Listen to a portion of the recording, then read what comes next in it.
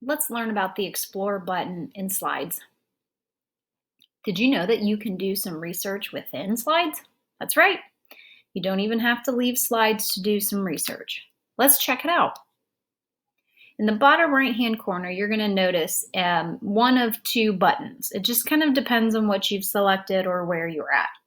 You're looking for this gray speech bubble, if you will, with a little diamond in it or a star, or it'll turn into this Explore button in a second.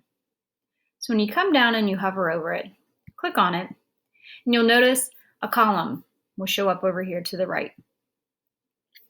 Let's go ahead and let's explore something. History is one of my passions, so I typically will search for anything in history.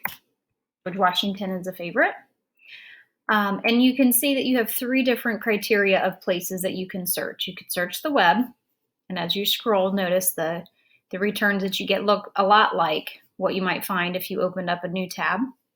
You could just straight search for images, and you'll notice images are returned. Or you could even search in your drive.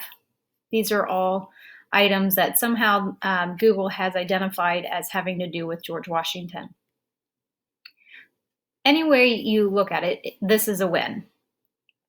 Because from here, you can click and go out to more information.